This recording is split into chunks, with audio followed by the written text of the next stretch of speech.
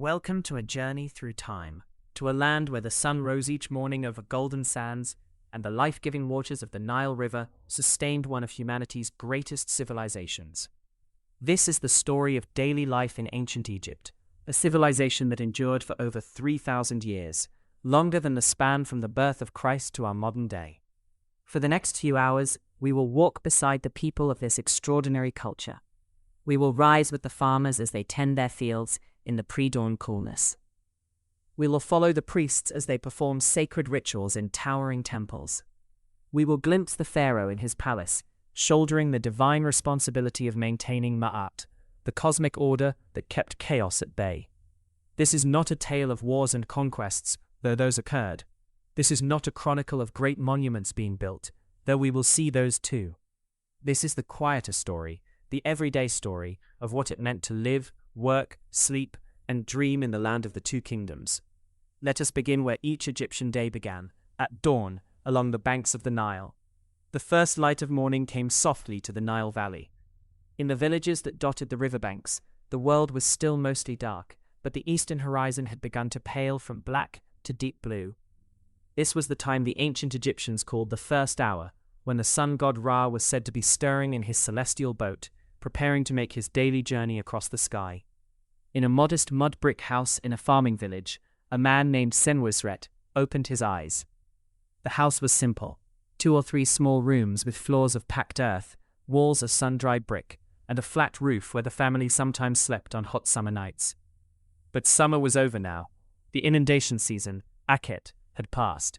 The Nile's annual flood had receded weeks ago, leaving behind rich black silt that gave Egypt its ancient name, Kemet, the Black Land. Senwosret rose from his sleeping mat, which was woven from reeds and provided a thin barrier between his body and the hard floor. Beside him, his wife Mutamwiya still slept, her breathing slow and steady. Their 2 children, a boy of 7 and a girl of 4, were curled together on another mat in the corner of the room. The air was cool, almost cold. Senwosret reached for his kilt, a simple garment of white linen that he would wrap around his waist and tie with a knot. Linen was the fabric of Egypt, produced from the flax plants that grew abundantly in the delta region to the north.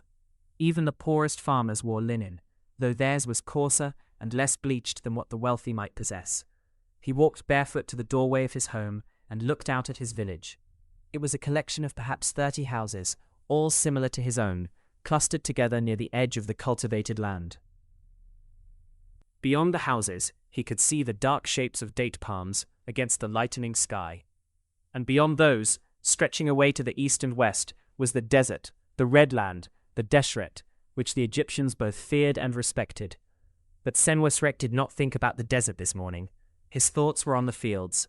It was the season of Peret, emergence, when the waters had withdrawn and the fields emerged from beneath the flood. This was planting season, and there was much work to be done. The soft, wet earth was perfect for receiving seeds, but the window of opportunity was limited.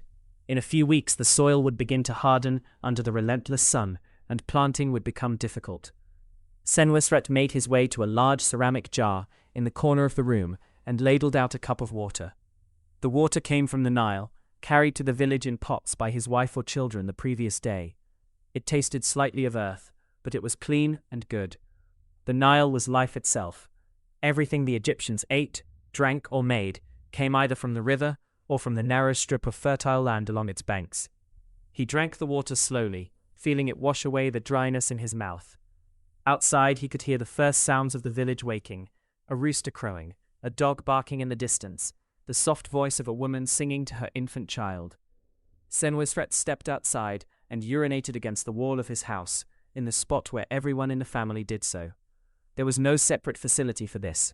In wealthier homes in the cities, there might be a small room with a sand-filled pit beneath a wooden or stone seat, but here in the village, such luxuries were unknown and unnecessary. The sky was lighter now, shifting from blue to violet to the faintest suggestion of pink. Senwosret could see the outline of the irrigation canal that ran alongside the village, connecting to the larger network of channels that distributed the Nile's water across the farmland. During the inundation, these canals had been full to overflowing. Now they held only a shallow stream, carefully controlled by the overseer of the district, to ensure that each farmer received his fair share of water. Other men were emerging from their houses now, stretching and yawning, greeting each other with quiet words. These were Senwosret's neighbors, his fellow farmers, men he had known all his life. They would work together today, as they did most days, helping each other with the heavy labor that farming required. Senwosret called his friend Amenhotep, a stocky man with powerful shoulders and a missing front tooth. "Are you ready?" "Ready," Senwosret replied. "Let us go to the fields before Ra climbs too high." The men gathered their tools from inside their homes or from small storage sheds. Senwosret picked up his wooden hoe, its blade worn smooth from years of use. He also took a seed bag, a simple satchel woven from palm fiber and filled with grain, emmer wheat, which his family had been growing on this same plot of land for generations. The group of men, about a dozen in all, walked together through the village and out toward the fields. The path was well worn, packed hard by countless footsteps over countless years. On either side of the path, the vegetation grew thick wherever water reached. Grasses, reeds, small shrubs, and here and there a sycamore fig tree, its broad leaves beginning to catch the first golden light of the rising sun. As they walked, the men talked quietly among themselves. They discussed the condition of their fields, the quality of the silt deposited by the flood, the predictions of the priest about when the growing season would end. They talked about their families, about who was sick and who was well, about a wedding that would take place in the village next month. This was the rhythm of their lives, work and family, the cycles of the river and the seasons, the small joys and sorrows that make up any human existence. They did not think of themselves as living in ancient Egypt or as being part of a great civilization. They thought of themselves as men who worked the land, who fed their families, who honored the gods and hoped for good harvests. The sun broke over the horizon just as they reached the fields. It was a spectacular sight, one that the Egyptians never tired of. The sun appeared as a perfect disk of gold, seeming to roll up from the earth itself, growing brighter and larger with each passing moment. The whole landscape was transformed in an instant. The river turned from dark grey to brilliant silver, the fields from black to rich brown, the distant cliffs on the far side of the valley from shadow to warm ochre. This was the moment when Ra began his journey across the sky in his solar bark, his boat of millions of years. The priest said that during the night, Ra traveled through the underworld, the Duat, battling the serpent Apophis, who sought to swallow him and end the world. Each dawn was a victory, a reassurance that order had triumphed over chaos, that the cycle would continue for another day. Senwosret and his companions paused for a moment, standing still in the golden light, and then they set to work. The field that Senwosret worked was not his own, not exactly. In ancient Egypt, all land theoretically belonged to the pharaoh, the living god who sat on the throne far to the north in Memphis, or in later periods in Thebes. The pharaoh could not possibly farm all this land himself, of course, so it was divided up and assigned to various temples, to nobles, and to government officials. Those entities, in turn, allowed farmers like Senwosret to work specific plots. In exchange for the right to work the land, Senwosret was required to give a portion of his harvest to the owner. This was not negotiable. Scribes would come at harvest time to measure the yield and calculate what was owed. The system was ancient and generally fair, though there were certainly times when a bad flood or a plague of locusts meant that farmers struggled to meet their obligations. But that was a worry for later in the year, during Shemu, the harvest season. Right now, in Peret, the task was simply to plant. Senwosret bent to his work with the practiced ease of a man who had been doing this since childhood. He used his hoe to break up any clods of earth that had formed, creating a smooth seedbed. Behind him, another farmer used a wooden tool called a crook to dig shallow furrows and straight lines across the field. Once the furrows were prepared, Senwosret reached into his seed bag and began to scatter grain into them. He worked methodically, walking slowly down each row, his hand reaching into the bag, bringing out a handful of seeds, casting them in a smooth arc so that they fell evenly into the furrow. It was rhythmic, almost meditative work. The wheat seeds were small and golden, each one containing the potential for a new plant that would grow tall and produce dozens more seeds. This multiplication, this abundance, was one of the great miracles of agriculture, and the Egyptians honored it in their religion. Osiris, the god of the dead and of resurrection, was also the god of grain. The myth of his death and rebirth was seen as parallel to the cycle of planting and harvesting. As Senwosret worked, other men came behind him to cover the seeds with soil, using their feet or wooden boards dragged behind them to push earth over the furrows. And behind them came another innovation, the sheep and goats. The village owned a small flock of these animals, and they were now driven across the newly planted field. Their hooves pressed the seeds firmly into the soil, ensuring good contact with the moist earth so that germination would occur quickly. The animals bleated and shuffled along, guided by young boys who kept them moving in the right direction with sticks and shouts. This technique of using animals to tread in the seeds was ancient and effective. It saved the farmers from having to walk over every inch of the field themselves, pressing each seed down with their feet. The Egyptians were practical people, always looking for ways to make their work more efficient. By the time the sun was 2 hours high in the sky, the men had planted 3 full fields. They paused to rest in the shade of a tamarisk tree near the irrigation canal. Someone had brought a jar of beer, and it was passed around. The beer was thick and nutritious, made from barley and flavored with dates. It was slightly sweet and not very alcoholic, more like liquid bread than what we would think of as beer today. The men drank and wiped the sweat from their faces. The day was growing warmer now, though it was still pleasant. In a few months, during the height of summer, the heat would be brutal, and work would have to be done in the very early morning or late evening. But now, in this season, the weather was nearly perfect. While the farmers rested, let us shift our attention to another part of Egyptian society, the priests. Far from Senwosret's village, in the great city of Thebes, the day was also beginning. But here, the morning rituals were quite different. The temple of Amun-Ra at Karnak was one of the largest religious complexes in all of Egypt. Its massive pylons, towering columns, and sacred lake covered an area that would take a person half an hour to walk around. Thousands of people were associated with the temple. Priests of various ranks, priestesses, temple singers and musicians, scribes, guards, bakers, brewers, craftsmen, and servants. At the very heart of the temple, in the innermost sanctuary, the cult statue of Amun-Ra resided in a gilded shrine. This was the most sacred spot in the entire complex, accessible only to the highest-ranking priests. And it was here that the most important morning ritual took place, the opening of the mouth. The high priest who would perform this ceremony had been preparing for it since before dawn. His name was Bakin Khonsu, and he was an elderly man who had served Amun-Ra for more than 40 years. He had bathed in the sacred lake while the stars were still visible, washing away any impurity that might offend the god. He had shaved his entire body, his head, his face, even his eyebrows, as ritual purity required. He had dressed in pure white linen robes and sandals made of papyrus. Now, as the first rays of sunlight began to penetrate the temple's courtyards, Bakin Khonsu approached the sanctuary. He carried with him the implements he would need, a censer for burning incense, a ewer of holy water drawn from the sacred lake, small loaves of bread, and jars of wine and beer. 2 junior priests walked ahead of him, chanting hymns in low, sonorous voices. Their words echoed off the stone walls and columns, creating an atmosphere of profound solemnity. The door to the sanctuary was sealed with a clay seal, impressed with the mark of the temple. This seal had been placed there the previous evening at the end of the day's rituals, and its presence proved that no one had disturbed the god during the night. Bakin Khonsu broke the seal and pulled open the heavy cedar doors. Inside, the sanctuary was dark, except for the dim light that filtered in from outside.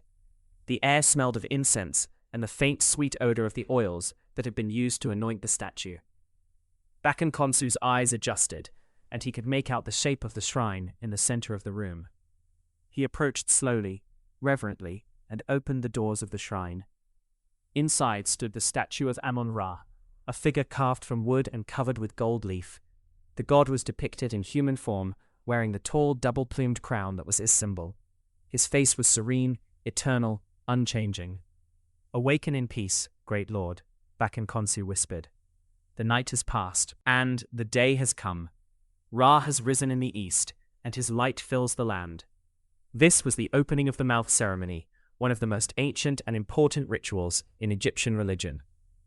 The Egyptians believed that the statue was not merely a representation of the god, but actually housed the god's ka, his spiritual essence. Each night, the god slept within the statue.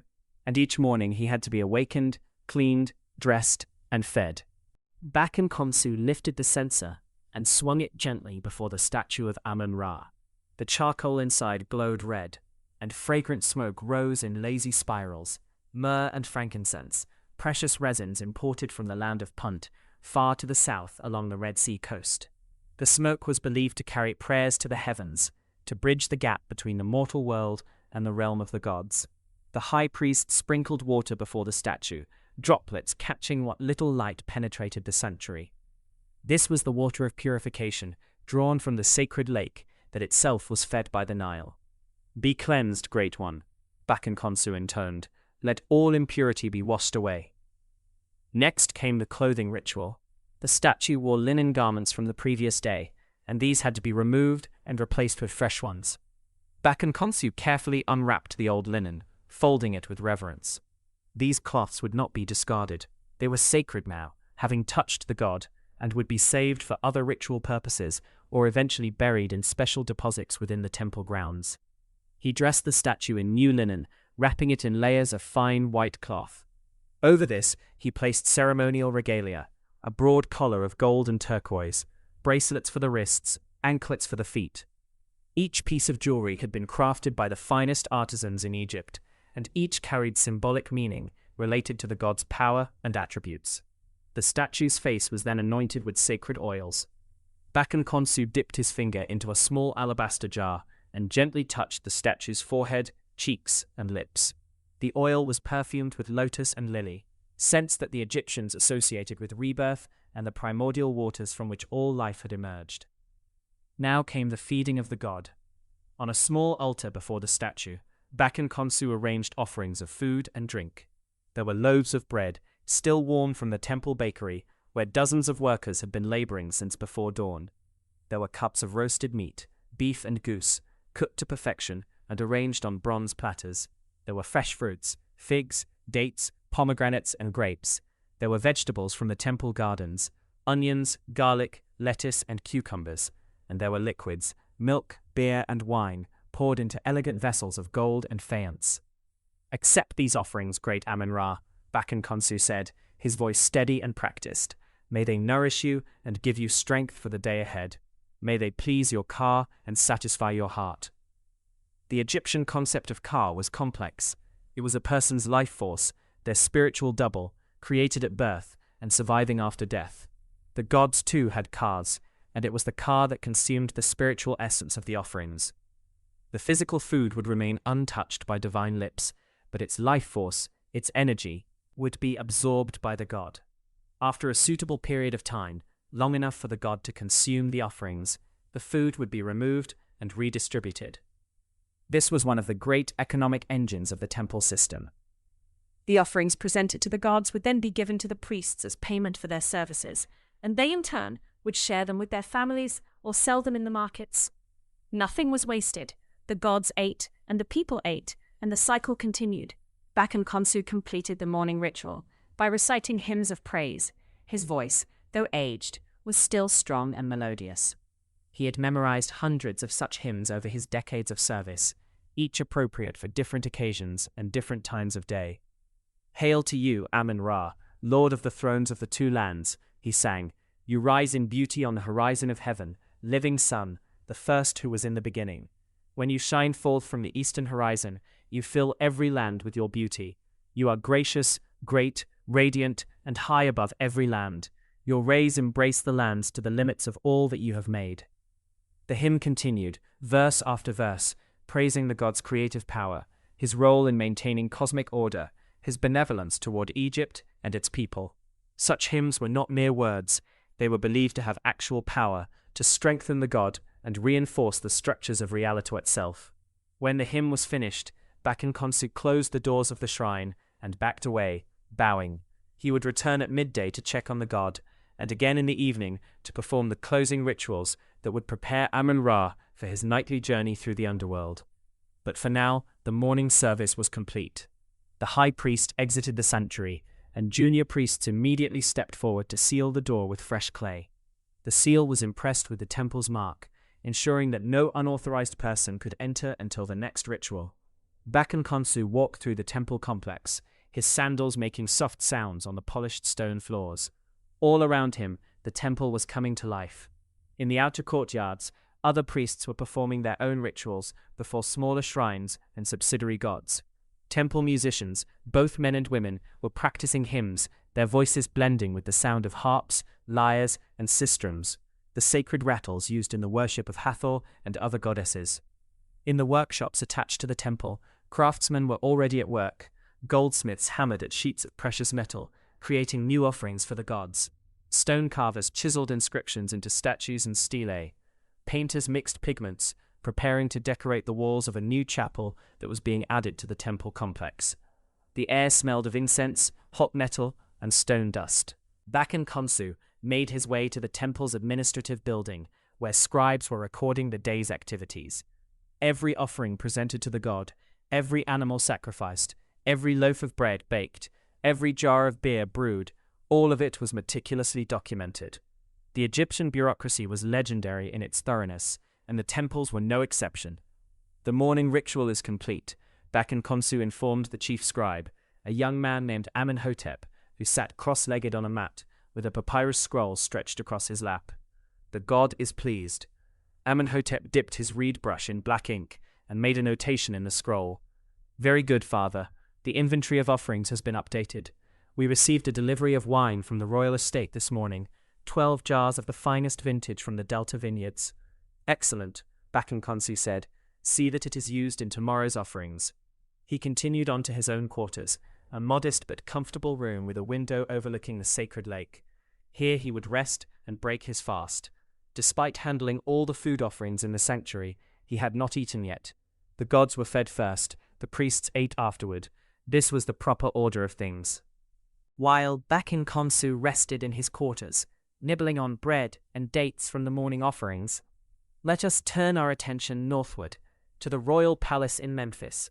The pharaoh, the living god, the earthly manifestation of Horus, was also beginning his day, though his awakening was attended with far more ceremony than even the high priest had experienced. The reigning pharaoh was named Amenhotep, which means Amen is satisfied. He was the third king of his name in his dynasty, a man in his mid-30s, strong and healthy, with the bearing of one born to absolute power. He had ascended to the throne 7 years earlier upon the death of his father, and he had proven himself to be a capable ruler, neither particularly warlike nor particularly peaceful, but competent in administration and respected by the nobility. He slept in a chamber deep within the palace, a room whose walls were painted with scenes of the gods, and whose ceiling was decorated with stars to represent the night sky. His bed was made of ebony inlaid with ivory, raised on legs carved to resemble the paws of a lion. The mattress was woven from fine linen and stuffed with goose down. Beside the bed stood small tables holding alabaster lamps, now extinguished, and pitchers of water in case the pharaoh thirsted during the night. But pharaohs did not wake on their own accord, at least not officially. The awakening of the king was a ritual, almost as important as the awakening of the gods in the temples. As the sun rose over Memphis, a group of attendants gathered outside the pharaoh's chamber. These were not ordinary servants, but high officials of the court, the overseer of the royal bedchamber, the bearer of the royal sandals, the royal barber, the keeper of the royal wardrobe, and several others whose titles were ancient and whose roles were both practical and ceremonial. At the appointed time, the overseer of the royal bedchamber, a man named Ptahhotep, whose family had held this position for 3 generations, gently pulled aside the linen curtain that hung across the doorway and entered the pharaoh's chamber. "Life, prosperity, health to the good God," he said softly, using one of the standard phrases always employed when addressing the pharaoh. "The night has passed, and the day of Ra has come. May your majesty awaken in strength and joy." Amenhotep stirred and opened his eyes. For a moment he was simply a man waking from sleep, disoriented and drowsy. But the moment passed quickly, and he remembered who he was, the lord of the 2 lands, the chosen of the gods, the guarantor of Ma'at. He sat up, and immediately attendants moved forward. One brought a basin of water, warmed and scented with lotus oil, for the king to wash his face and hands. Another brought a cup of water for him to rinse his mouth. A third stood by, with fresh linen towels, letting the warm water wake him fully. He had slept well. There had been no troubling dreams, no visitations from angry gods or restless ancestors. This was a good sign. The Egyptians paid careful attention to dreams, believing them to be messages from the divine realm, and the pharaoh's dreams were especially significant. Once he was washed, the ritual of dressing began. The keeper of the royal wardrobe presented several options: different kilts and shendit skirts, various jeweled collars and pectorals, several pairs of sandals. Amenhotep chose a simple kilt of the finest white linen, pleated so expertly that it seemed to glow in the morning light. Over this he would wear a broad collar of gold, lapis lazuli, carnelian, and turquoise, a stunning piece of jewelry that proclaimed his status and wealth. The royal barber approached with razors and oils. Unlike the priests, the pharaoh did not shave his entire head. He maintained a short, neat style, trimmed regularly to keep him looking young and vigorous. His face, however, was shaved smooth. In ceremonial contexts, the pharaoh often wore a false beard, a long braided artificial beard that attached with straps and symbolized divine kingship. But for now, in the privacy of his morning routine, no beard was necessary. As the barber worked, other attendants anointed the pharaoh's skin with perfumed oils. The Egyptian sun was harsh, and even royalty needed protection. The oils also made his skin gleam, giving him an almost superhuman appearance. Finally, the bearer of the royal sandals knelt and placed sandals on the pharaoh's feet. These were not ordinary sandals, but works of art, leather soles decorated with images of Egypt's traditional enemies, so that with every step, the pharaoh symbolically trampled the foreign lands beneath his feet. The straps were gilded, and small beads of faience clicked softly as he walked. Dressed and groomed, Pharaoh Amenhotep left his bedchamber and proceeded to the palace's audience hall. Despite the early hour, there were already people waiting to see him: courtiers, officials, priests, military commanders, and foreign ambassadors. The business of ruling Egypt never stopped, and much of it required the pharaoh's personal attention or approval. But before any of that could happen, the pharaoh had to perform his own version of the morning temple ritual. In a private chapel within the palace, Amenhotep made offerings to his royal ancestors and to the gods who protected his kingship: Ra, Amun, Ptah, and Horus. He burned incense, poured libations, and recited prayers that had been recited by pharaohs for thousands of years. This was one of the pharaoh's most important responsibilities, maintaining the relationship between Egypt and the divine world. The pharaoh was not merely a political leader, he was the high priest of every temple in Egypt. The bridge between heaven and earth. In theory, he performed every ritual in every temple. In practice, of course, this was impossible, so he delegated authority to priests like Bakin Khonsu. But the principle remained: the pharaoh was the ultimate intermediary between gods and mortals. After completing his devotions, Amenhotep broke his fast. A table was set with the finest foods Egypt could provide: bread made from wheat so finely ground it was almost white, honey from the delta marshes, cheese from the palace's own herds, fresh fish from the Nile, and fruits from the royal gardens. He ate in the company of a few close advisors, discussing the matters that would occupy his attention for the day ahead. Let us return now to Senwosret and his village, where the morning's work was continuing. By mid-morning, the sun was well up in the sky, and the temperature was rising. The farmers had finished planting several more fields and were preparing to take a more substantial rest. The Egyptian workday was typically divided into periods of intense labor, followed by periods of rest, especially during the hotter months. The men returned to the village, where their wives and children had been busy with their own tasks. Let us meet Senwosret's wife, Mutemwia, and see what her morning had been like. Mutemwia had risen shortly after her husband, waking the children and helping them prepare for the day. Her daughter, Neferet, was still too young for serious work, but her son, Kamwaset, was old enough to help with many household tasks.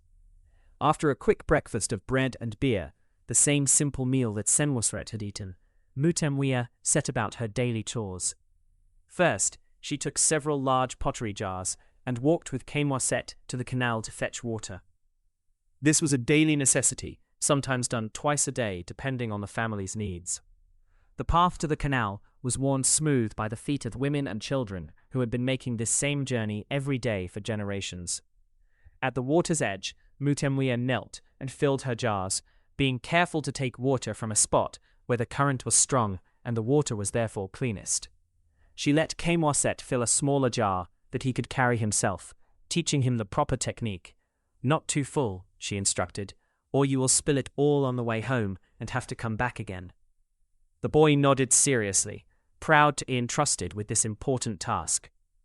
Back at the house, Mutemwia poured some of the water into a large ceramic bowl and began to prepare dough for the day's bread. Bread making was one of the most important and time-consuming tasks for Egyptian women. Bread was the staple of the diet, eaten at every meal, and each household made its own. She mixed ground emmer wheat with water and a small amount of sourdough starter kept from the previous batch. Her hands worked the dough rhythmically, kneading it until it was smooth and elastic. Once it was ready, she shaped it into round, flat loaves and set them aside to rise in the warm morning air. While the bread dough was rising, Mutemwia turned her attention to other tasks. She swept the floor of the house with a broom made of bundled reeds, pushing dust and debris out the doorway. She shook out the sleeping mats and hung them in the sun to air out. She organized the few possessions the family owned: extra clothing, tools, cooking vessels, a few precious items like a mirror made of polished bronze, and a small wooden box containing cosmetics. Egyptian women, even peasant women, wore makeup. The most important cosmetic was kohl, a black powder made from ground minerals that was used to line the eyes. This was not merely vanity. The dark lines around the eyes were believed to protect against the harsh glare of the sun and against the evil eye that envious spirits or people might cast. Mutemwia kept a small supply of kohl in the wooden box, along with a tiny spoon for applying it. By mid-morning, the bread dough had risen sufficiently, and it was time to bake. Mutemwia's house, like most in the village, had a simple outdoor oven, a large ceramic cone filled with heated stones and ashes. She fed a small fire inside the oven until it was hot enough, then slapped the flattened loaves of dough against the inside walls of the oven. They stuck there, baking quickly in the intense heat. The smell of baking bread filled the air, mingling with similar smells from other houses in the village.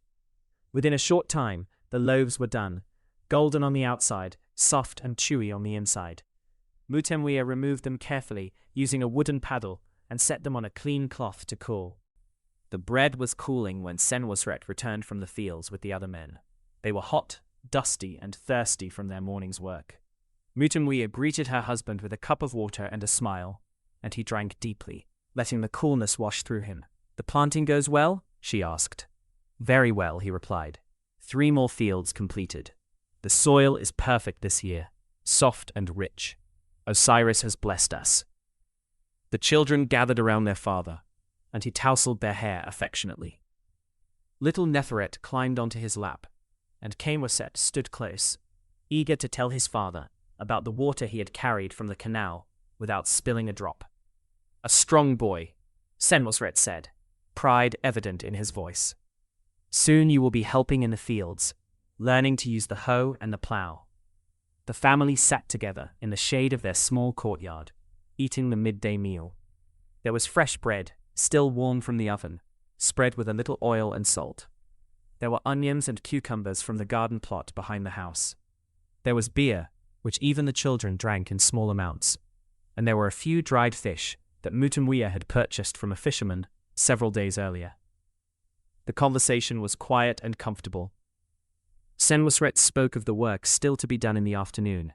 Mutemwia mentioned that she had seen the village healer that morning, an elderly woman named Tawarat, named after the hippopotamus goddess of childbirth, who had given her some herbs for Camoset's cough. The boy had been coughing at night for several days, keeping the family awake. "It is nothing serious," Mutemwia assured her husband. "Tawaret says it is just the change in the weather, the coolness at night. The herbs will help." After the meal, the heat of the day settled over the village like a blanket. This was the time when work slowed or stopped entirely, when people retreated into the shade of their houses or under trees to rest and wait for the worst of the heat to pass. Senwosret lay down on his sleeping mat and closed his eyes.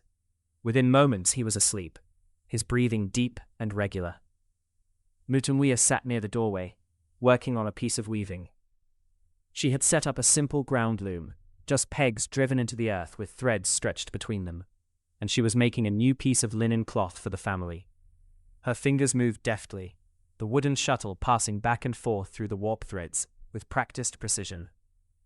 The children played quietly nearby, not wanting to disturb their father's rest.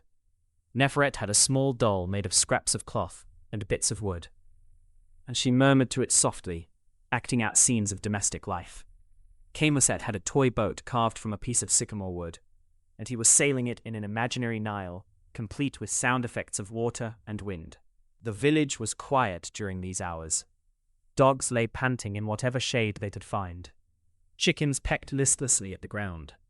Even the birds seemed to have ceased their singing, conserving their energy for the cooler hours of late afternoon. This rhythm of work and rest was fundamental to Egyptian life. The people had learned over countless generations how to live in harmony with their environment, how to work when conditions were favorable, and rest when the sun's heat became dangerous. It was a wisdom born of necessity, passed down from parent to child, woven into the very fabric of their culture. Let us leave the village for a time and travel to the city of Thebes, where a very different kind of work was taking place. Work that required neither the strength of muscles nor the endurance to withstand the sun, but rather the sharpness of mind and the steadiness of hand. In a building near the great temple complex, a school for scribes was in session. This was one of the most important institutions in all of Egypt, for scribes were the backbone of the civilization's administration. Without scribes, there could be no records, no accounting, no contracts, no correspondence between officials, no preservation of sacred texts, no transmission of knowledge from one generation to the next. The school was a simple structure with thick mud brick walls that kept the interior cool even at midday. The floor was packed earth, covered with reed mats. Around the edges of the room sat approximately 20 boys, ranging in age from about 6 to 14. They sat cross-legged, each with a palette of pigments before him, a jar of water, and a smooth piece of limestone or pottery, an ostracon, on which to practice their writing. At the front of the room stood the master scribe, a severe-looking man named Nebaman. He was perhaps 50 years old, his head shaved smooth, his body thin and angular beneath his spotless white linen. In his hand he held a reed brush, and before him was a papyrus scroll covered with columns of hieratic script, the cursive form of hieroglyphics used for everyday writing. "Attention," Nebaman said, his voice cutting through the murmur of young voices.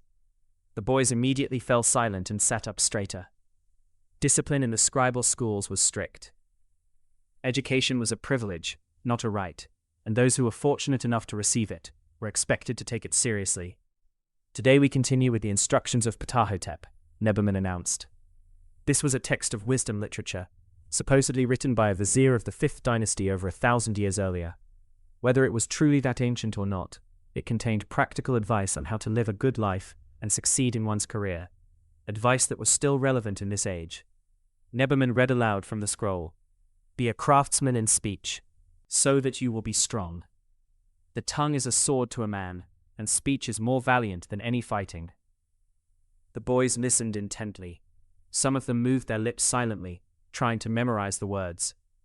Others made notes on their ostraca, copying the hieratic signs that represented each word. "Speech is power," Nebaman continued, elaborating on the text. "A scribe's words can raise a man to greatness or cast him down into disgrace. The documents you create will outlast your lifetime. They will speak for you when you are gone. Therefore you must learn to write with clarity, with precision, and with beauty." He gestured to the boys to begin copying the passage. They dipped their reed brushes into small cakes of black ink, made from carbon mixed with gum arabic, and began to write. The hieratic script flowed across the ostraca in neat columns, each character formed with careful attention to proportion and spacing. Learning to be a scribe was not easy. It required years of memorization and practice. There were hundreds of hieroglyphic signs to learn, plus the cursive hieratic forms of each one. There were standard phrases and formulas that had to be memorized perfectly, as they were used repeatedly in legal documents and official correspondence. There was mathematics to master, not the abstract mathematics of later civilizations, but practical arithmetic for calculating areas of fields, volumes of grain, numbers of bricks needed for construction projects. The boys in Nebaman's class came from various backgrounds. A few were the sons of scribes, following in their father's profession. Others were the sons of minor officials or priests who saw scribal training as a path to advancement for their children. One or two were exceptionally bright boys from humble families who had been noticed by a local official and given the opportunity to attend the school. Young Amenemope, sitting in the second row, was one such boy. His father was a potter, a skilled craftsman but not a wealthy man. Amenemope had been noticed by a temple official when he was 6 years old, showing an unusual ability to memorize and recite religious hymns he had heard only once.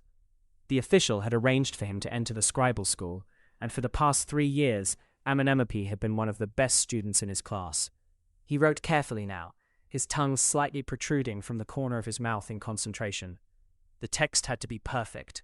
Master Neberman would examine each student's work, and mistakes would be pointed out, sometimes gently, sometimes harshly, depending on the nature of the error and whether it seemed to result from carelessness or genuine difficulty. Around the room, the other boys worked with varying degrees of skill and enthusiasm. Some, like Amenemope, were deeply engaged with their work, taking pride in each well-formed character. Others were clearly struggling, their hands cramping, their attention wandering to the sounds of the city outside, vendors calling their wares, children playing, the distant bleating of goats being driven to market. Neberman walked slowly among the students, looking over their shoulders, occasionally stopping to correct a stroke or point out an error. "The vertical line must be straight, came Wasset," he said to one boy. "If you cannot make it straight, how will anyone read your documents? They will say, 'This scribe is careless,' and you will not be trusted with important work." To another student he said more gently, "Good, Seneb, much better than yesterday. Your hand is becoming steadier." The praise, rare as it was, made the boy glow with pleasure and redouble his efforts. After an hour of copying, Neberman called for a break. The boys set down their brushes and stood, stretching their stiff legs. Some went outside to relieve themselves. Others drank from a large jar of water that stood in the corner of the room. A few remained at their places, continuing to work, determined to impress their teacher. During the break, Neberman reflected on his profession. He had been a scribe for nearly 40 years, and before that, he had been a student in a school much like this one. His own teacher had been strict, sometimes brutally so. Neberman had felt the sting of the rod more than once when his work was judged inadequate. He was less harsh with his own students, but he still maintained firm discipline. He believed that scribal training was not merely about learning to write. It was about forming character, teaching patience, attention to detail, and the ability to focus the mind on a task for extended periods. These were skills that would serve the boys well, regardless of what specific scribal position they eventually held. Some of his former students had gone on to prestigious positions.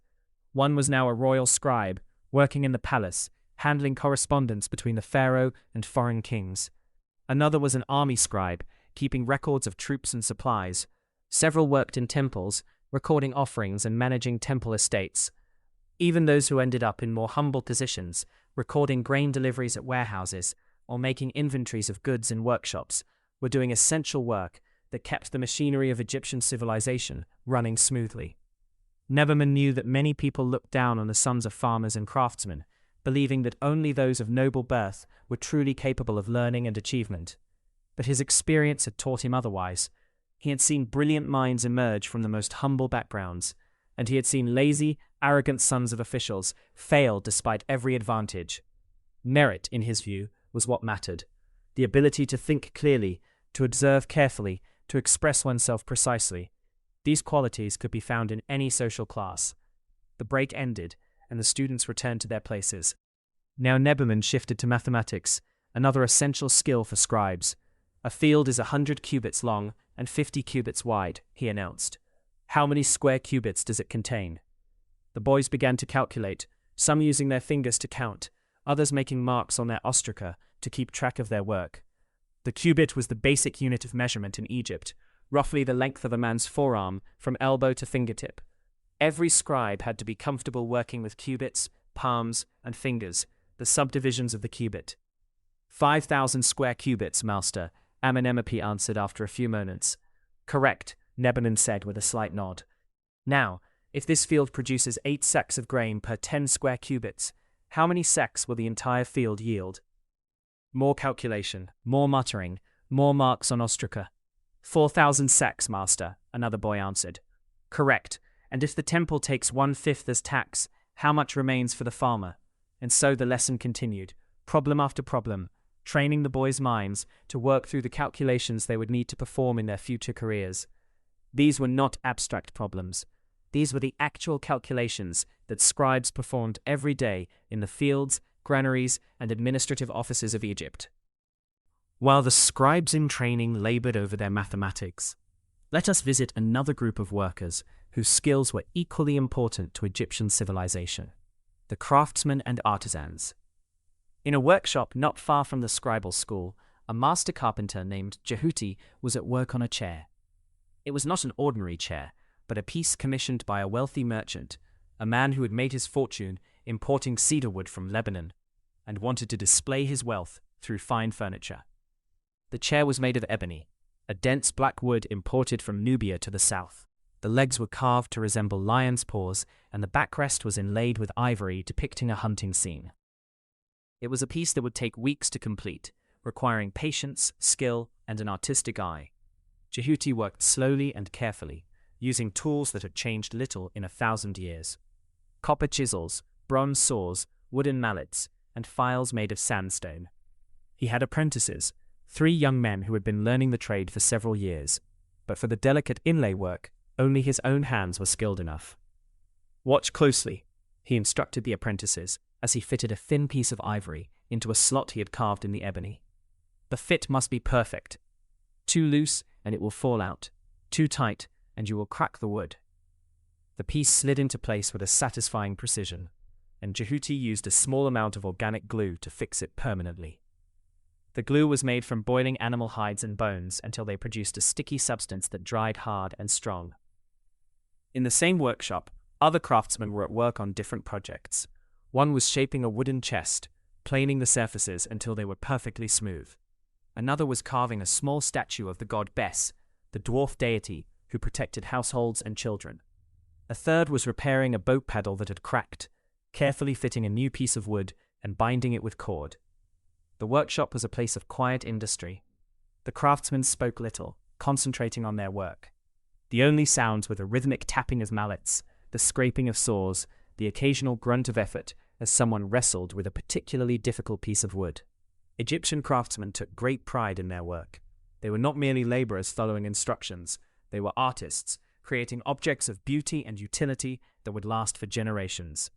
Some of the finest furniture and wooden objects from ancient Egypt have survived to the present day, testament to the skill of these long-dead craftsmen. Jehuti himself came from a long line of carpenters. His father had been a carpenter, and his grandfather before him. The knowledge of the trade had been passed down through the generations, each master teaching his sons and apprentices not just the techniques, but the wisdom that came from decades of experience. Which woods were best for which purposes, how to read the grain of the wood to predict how it would behave, how to design joints that would be strong and durable, how to achieve the proportions and symmetry that the Egyptians prized in all their art. Not far from the carpenter's workshop was another establishment, a pottery studio. Here, clay was being transformed into vessels of every description: cooking pots, storage jars, wine amphorae, bowls, plates, and ceremonial objects. The potter, a woman named Nefertari, sat at her wheel, a simple device consisting of 2 heavy stone discs connected by a wooden axle. She kicked the lower disc with her foot, causing the upper disc to spin, and as it spun, she shaped the clay with her hands. The clay had been dug from deposits near the Nile, then cleaned of impurities, mixed with water, and wedged, kneaded and pounded to remove air bubbles and achieve the right consistency. Now, as it spun on the wheel, Nefertari's hands moved with practiced confidence, pulling the clay upward, shaping it, thinning the walls, creating the graceful curve that would make this particular jar both beautiful and functional. A pot must be honest. Her own master had told her years ago when she was learning the trade. It must do its job without pretense, but there is no reason it cannot be beautiful as well. Nefertari believed this deeply. Even the simplest cooking pot that would be used daily by a poor family deserved to be well made and pleasing to the eye. The Egyptians valued beauty in all aspects of life, from the grandest temple to the humblest household object. She finished shaping the jar and carefully cut it free from the wheel using a cord. She carried it to a shelf, where it would dry slowly over the next several days. Once it was dry, it would be fired in the kiln, a large oven heated to intense temperatures that would harden the clay permanently. Around her, other potters were at work. Some were decorating pieces that had already been formed, painting them with slip, liquid clay, in contrasting colors to create patterns. Others were preparing clay, or loading dried pieces into the kiln, or unpacking finished pots from previous firings. The afternoon was advancing now, and the heat was beginning to moderate slightly. In the village where Senwesret lived, people were stirring from their midday rest, preparing to return to work for a few more hours before evening fell. Senwesret woke from his afternoon rest, feeling refreshed. The worst heat of the day had passed, and the air, while still warm, was bearable now. He rose from his mat, drank some water, and prepared to return to the fields. There was still much work to be done before sunset.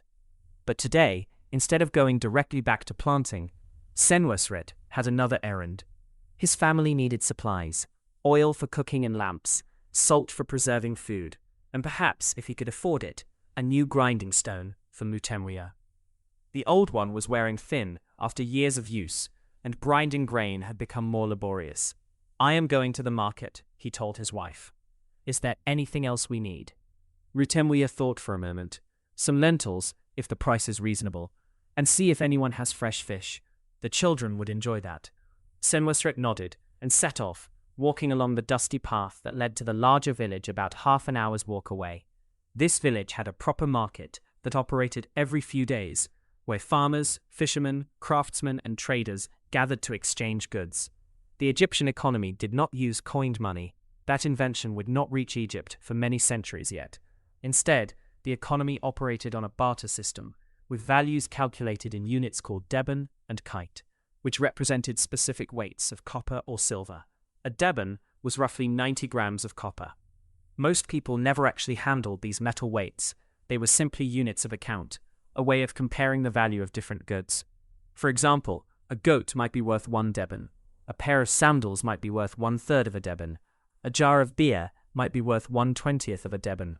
By using these standard values, people could exchange goods fairly, even when the items being traded were completely different. Say, 3 jars of oil for a basket of fish. As Senwesret walked, he passed other people on the path, all heading in various directions. An old woman carried a basket of dates on her head, walking with the steady, tireless gait of someone who had been doing this all her life.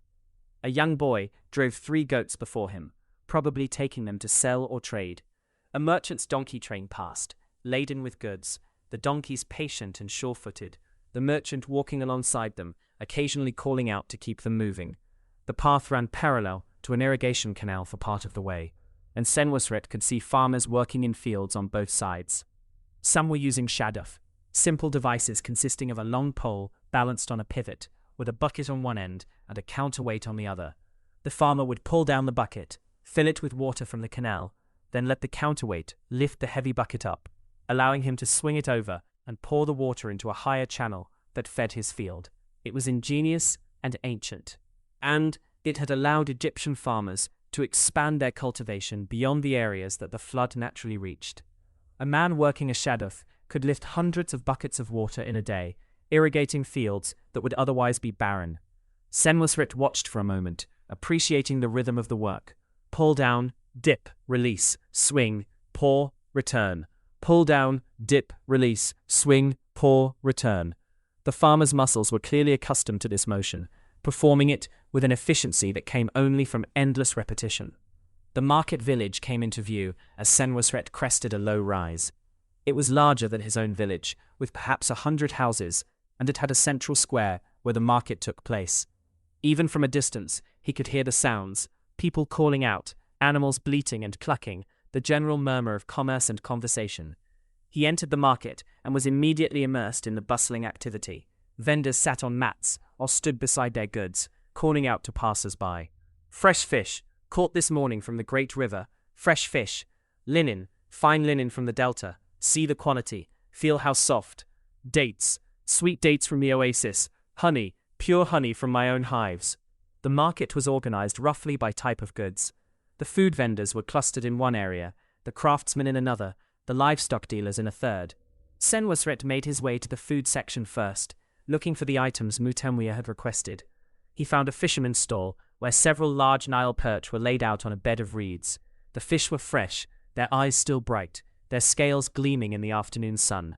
The fisherman, a leathery man with the deeply tanned skin of someone who spent his life on the water, greeted Senwosret with a nod. "Good fish today," the fisherman said. "Caught them at dawn near the papyrus marshes. They're fat and sweet." "What do you want for 2 fish?" Senwosret asked. "2 fish? That would be worth about half a kite. You have anything to trade?" Senwosret had brought a small sack of grain, about a quarter of a bushel, which he'd been saving for exactly this purpose. Grain was the currency of the rural economy. Everyone needed it, and it stored well, so it was always valuable. "I have brain, Emma wheat, good quality." The fisherman examined the grain, letting it run through his fingers, checking for any signs of mold or insect damage. Satisfied, he nodded. "Fair enough, the grain for 2 fish." The exchange was made, and Senwosret wrapped the fish in broad leaves to carry them home. He continued through the market, stopping at other stalls. At an oil vendor's table, he traded a small quantity of grain for a jar of sesame oil.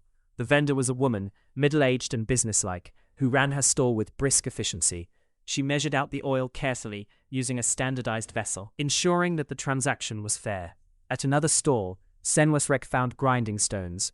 The vendor had several sizes and qualities.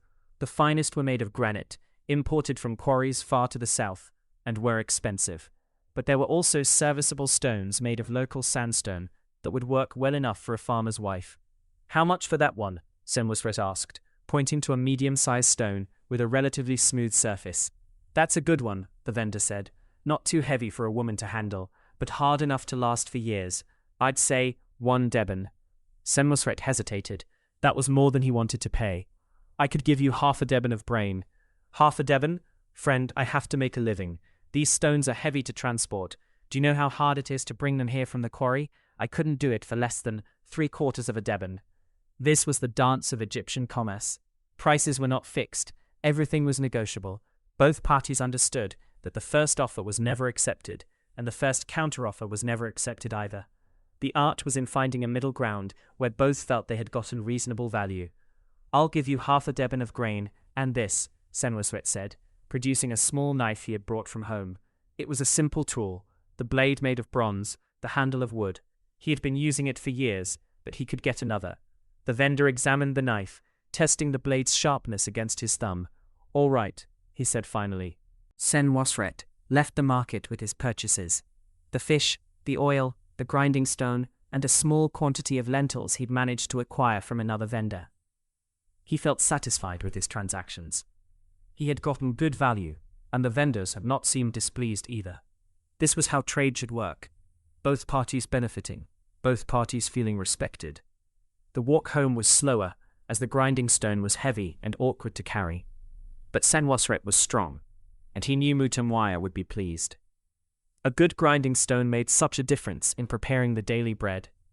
As he walked, he thought about the market, about the intricate web of exchange that connected every part of Egyptian society.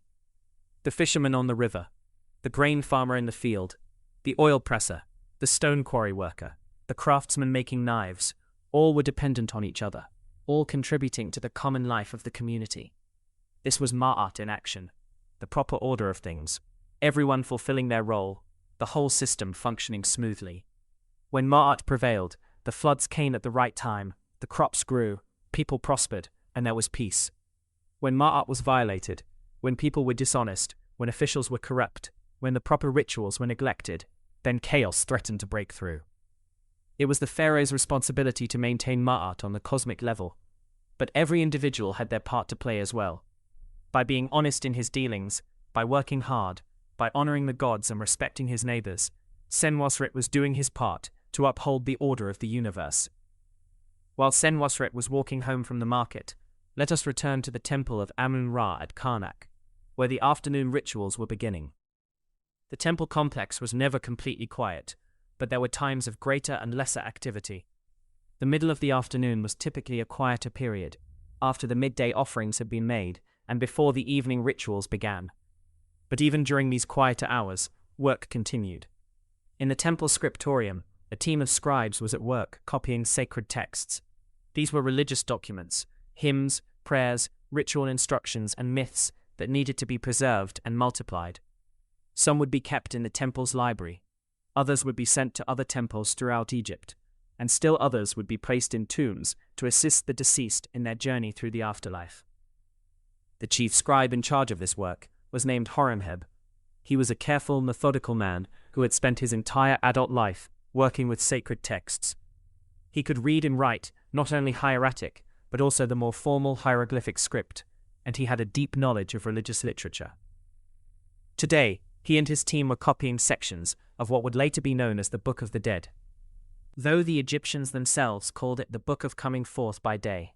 These were spells and instructions to help the deceased navigate the dangers of the underworld and achieve eternal life in the field of reeds, the Egyptian paradise. The scribes worked in silence, their concentration absolute. The texts they were copying were sacred, and every word, every sign had to be perfect. A mistake could have serious consequences, not just for the scribe's reputation, but potentially for the person who would use this text in death. Horemheb was copying spell 125, the famous negative confession that the deceased would recite before the gods in the Hall of Judgment. It began, "Hail to you, great God, Lord of justice, I have come to you, my Lord, that you may bring me so that I may see your beauty." His reed brush moved smoothly across the papyrus, forming the hieratic characters with elegant precision. He had copied this spell dozens of times before, but he never became casual about it. Each time, he approached it with the same reverence and attention. Beside him, a younger scribe was working on illustrations that would accompany the text.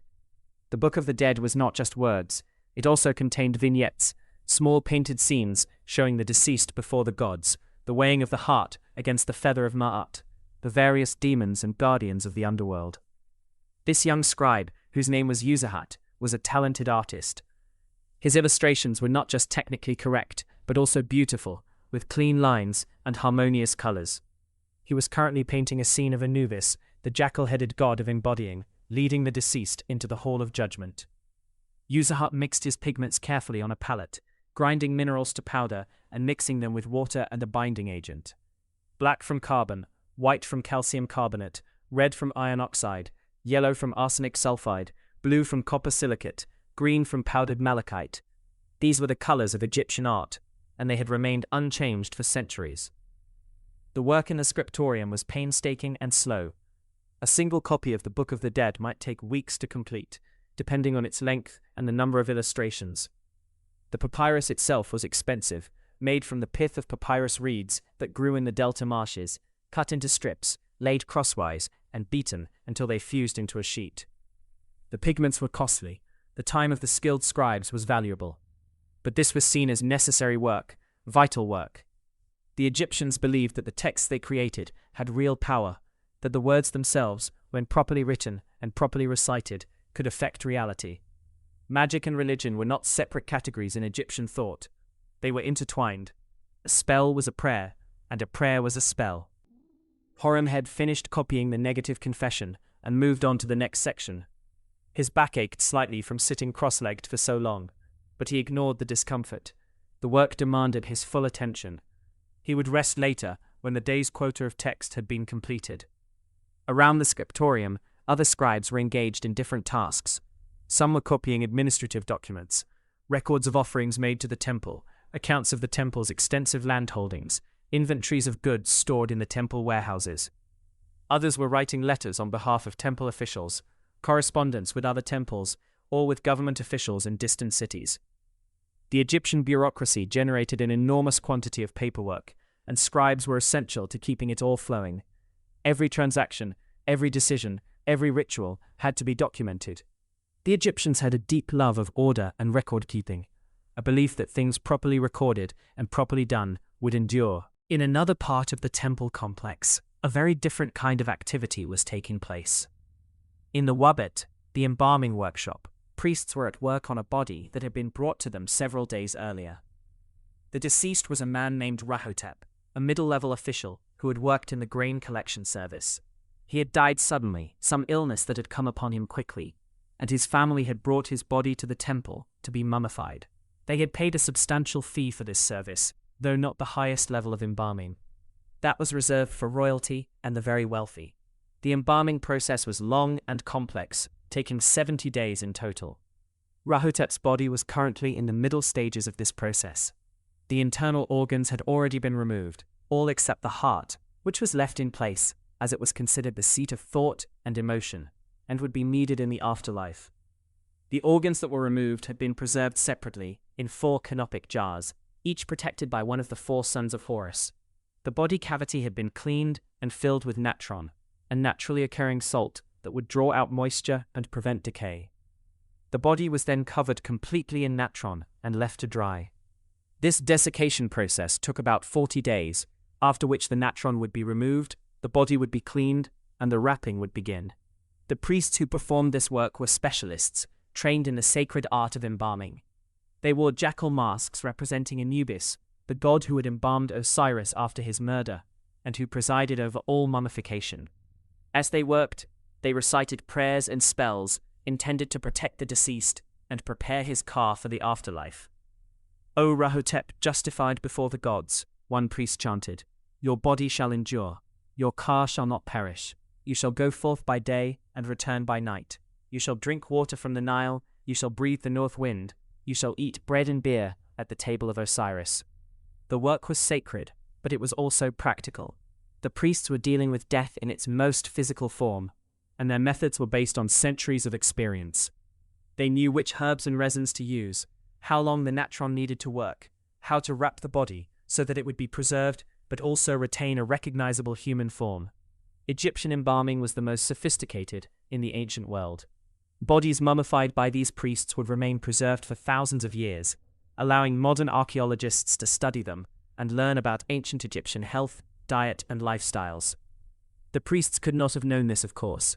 They were simply doing what their ancestors had done, following the ancient rituals, helping their fellow Egyptians achieve eternal life. As the afternoon advanced toward evening, the temple complex began to prepare for the sunset rituals. These were less elaborate than the morning ceremonies, but still important. Just as the god had to be awakened, fed, and dressed in the morning, so he had to be prepared for his nightly journey through the underworld. High priest Bakan Khonsu, who had performed the morning ritual, would not personally conduct the evening ritual. That responsibility fell to one of the other senior priests, but Bakan Khonsu would be present to supervise, to ensure that everything was done correctly. He walked through the temple's hypostyle hall, a vast chamber filled with towering columns. Each column was carved and painted with hieroglyphic inscriptions and images of the gods. The ceiling far above was painted dark blue and decorated with yellow stars representing the night sky. The whole effect was of a sacred grove, a forest of stone, where mortals could commune with the divine. Late afternoon light slanted through the high windows, creating dramatic patterns of light and shadow. Bakan Khonsu paused for a moment, simply appreciating the beauty of the space. He had walked through this hall thousands of times, but it still had the power to move him, to remind him of why he had devoted his life to serving the gods. A young priestess passed by, carrying fresh flowers for the altar. She bowed respectfully to Bakan Khonsu, and he acknowledged her with a slight nod. Women served in the temples as well as men, though their roles were somewhat different. Some were musicians, singing and playing instruments during rituals. Others were gods' wives, a title that carried great prestige. Still others performed more practical functions, maintaining the temple, preparing offerings, teaching in the temple schools. In the temple kitchens, preparations for the evening offerings were well underway. This was a major operation, involving dozens of workers. Bread was being baked in large clay ovens, beer was being brewed in huge vats, meat was being roasted, vegetables were being cleaned and prepared, fruits were being arranged on platters. The head of the kitchen was a man named Amenhotep, the third person with that name we have encountered today, testimony to the popularity of the name, which meant Amen is satisfied. This Amenhotep was a stout, practical man who ran the kitchen with the efficiency of a military commander. He had to feed not only the gods, but also the hundreds of priests, priestesses, and workers who staffed the temple. "More onions," he called out to one of his assistants. "And someone check the bread in the far oven, I think it's almost ready." The kitchen was hot and smoky, filled with the mingled aromas of baking bread, roasting meat, and brewing beer. It was hard work, but it was good work, and the kitchen staff took pride in it. They were feeding the gods, sustaining the divine beings who in turn sustained Egypt. It was a sacred responsibility. Senwasrat arrived back at his village as the sun was beginning its descent toward the western horizon. The light had taken on that particular golden quality that comes in the hour before sunset, warm and mellow, casting long shadows across the fields and making everything seem softer, more peaceful. Mutemwia was delighted with his purchases, especially the grinding stone. She examined it carefully, running her hand over its surface, testing its weight and texture. "This is good," she said with satisfaction. "This will make the work much easier. And you got fish. The children will be so happy." Indeed, when Kayamwaset and Neferet saw the fish, their eyes lit up. Fish was a treat, not something the family ate every day. Most days their meals consisted of bread, vegetables, legumes, and occasional eggs. Meat and fish were luxuries, consumed perhaps once or twice a week. Mutemwia set about preparing the evening meal. She had Kayamwaset help her build up the fire in the outdoor cooking area, a simple arrangement of stones that contained the flames and supported the cooking vessels. The fuel was dried reeds and papyrus stalks, gathered from the marshy areas near the canal. Wood was scarce in Egypt, reserved for construction and crafts, so most cooking was done with these plant materials. While the fire was heating, Mutemwia cleaned the fish, removing the scales and internal organs with practiced efficiency. Nothing was wasted. The offal would be given to the village dogs or composted in the garden. She then wrapped the fish in fig leaves, which would keep them moist during cooking and impart a subtle, pleasant flavor. As Mutemwia worked on the fish, she also prepared a pot of lentils. These had been soaking since morning, and now she added them to a clay pot with water, onions, garlic, and a pinch of salt. The pot was placed on the fire, where it would simmer slowly, the lentils gradually softening and absorbing the flavors of the aromatics. Bread was already made from the morning's baking, so that part of the meal required no additional preparation. But Mutemwia also prepared a simple salad of lettuce and cucumbers, dressed with a little of the sesame oil Senwasret had brought from the market. The Egyptians ate lettuce in large quantities. They believed it had special properties, associating it with fertility and regeneration.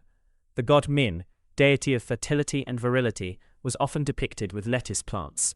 Whether these beliefs had any basis in reality or were purely symbolic, lettuce was certainly a healthful food, crisp and refreshing in the Egyptian heat. As she worked, Mutemwia sang quietly to herself, an old song her mother had taught her, about the Nile bringing life to the Black Land. Her voice was soft and pleasant, the kind of tune that had probably been sung by Egyptian women for countless generations as they prepared meals for their families. Neferet sat nearby, playing with her doll, occasionally looking up to watch her mother work. The little girl was learning, absorbing the skills she would need when she grew up and had her own household to manage. This informal education was how most knowledge was transmitted in ancient Egypt. Children learned by watching and helping, by being included in the daily activities of their parents. Senwasret, meanwhile, had returned to the fields for a final hour of work. The planting was nearly complete now, and he wanted to finish one more section before darkness fell. Several other men from the village were working alongside him, and they labored in companionable silence, each focused on his own task, but aware of the other's presence. The late afternoon was a pleasant time to work.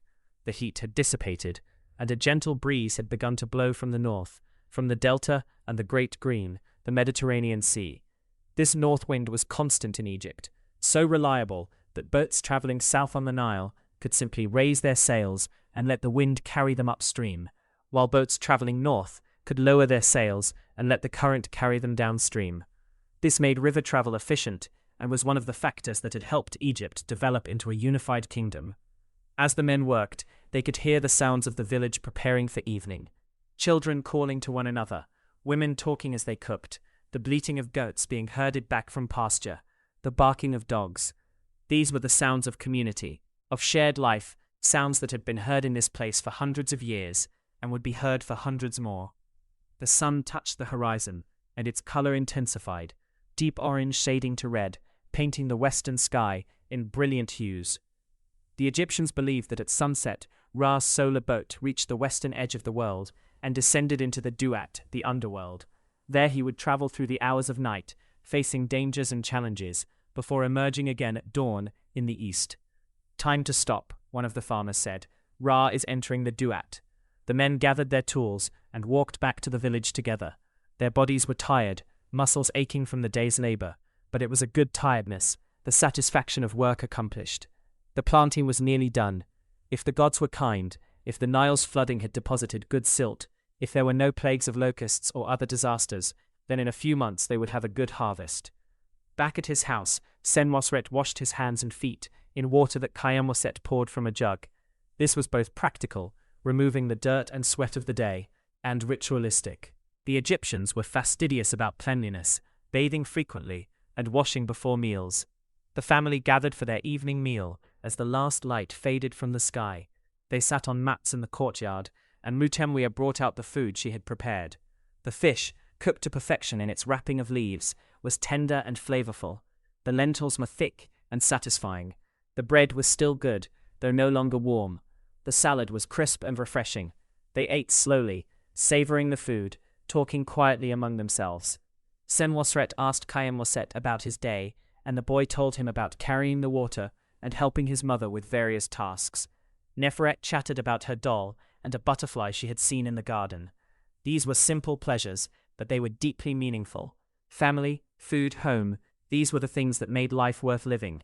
The great monuments and temples, the pharaohs and their conquests, the elaborate religious beliefs and practices, all of these were important in their way, but ultimately what mattered most to people like Senwosret and Mutemwia was this: being together, being healthy, having enough to eat, raising their children, living in accordance with Ma'at.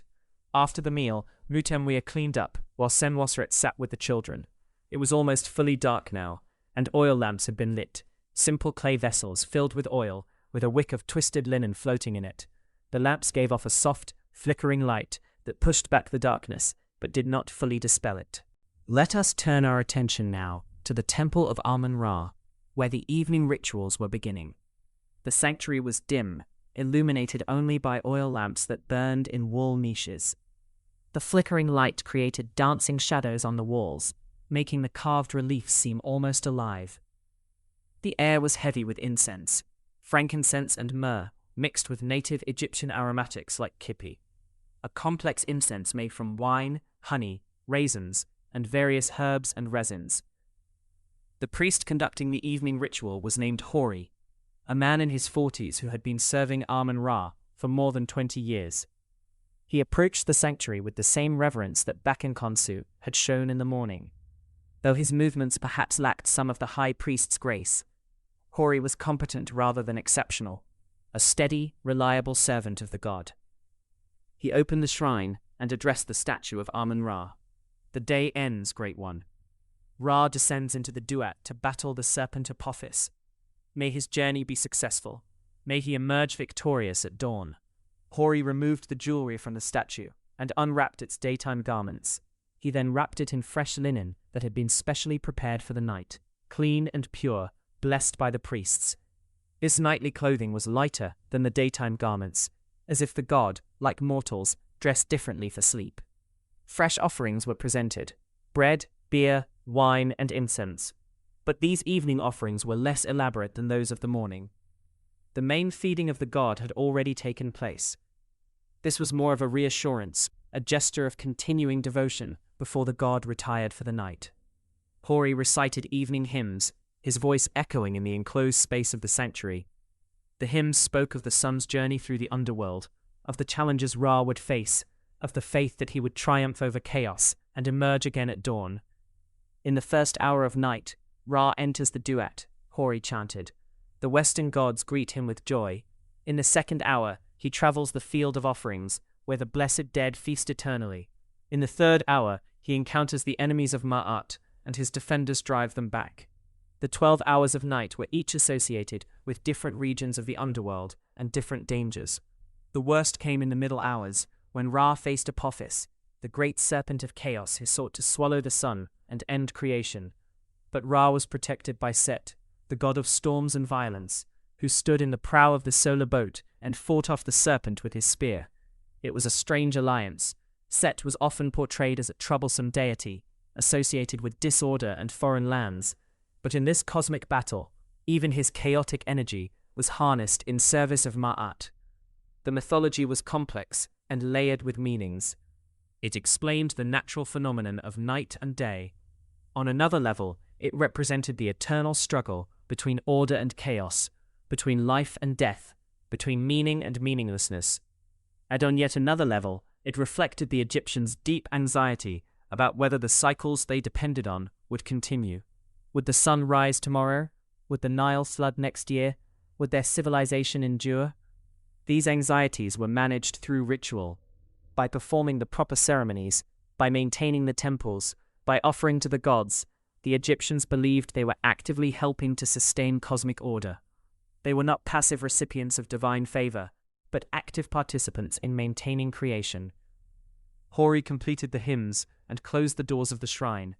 He backed away, bowing, and junior priests stepped forward to seal the doors with fresh clay.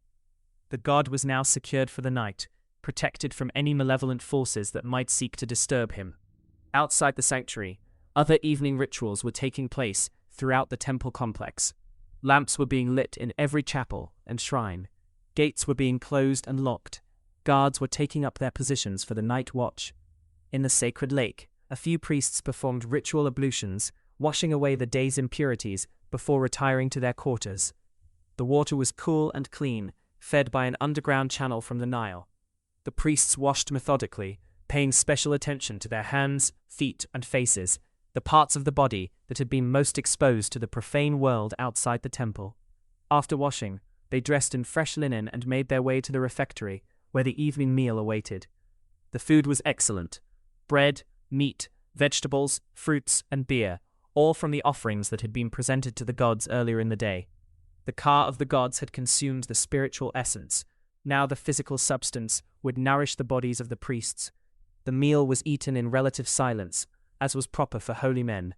Conversation was permitted, but kept to necessary matters: discussions of the next day's rituals, administrative concerns, or theological questions. Frivolous chatter was discouraged. After the meal, the priests had a few hours of leisure before retiring for the night. Some returned to their quarters to read or meditate. Others gathered in small groups to discuss religious texts or debate fine points of ritual procedure. A few walked in the temple gardens, enjoying the cool evening air and the sound of water in the ornamental pools. High Priest Bakenkonsu sat in his chamber, scrolling through a papyrus roll by lamplight. It was a copy of the pyramid texts, ancient religious inscriptions that had been carved in the pyramids of pharaohs more than 1,000 years earlier.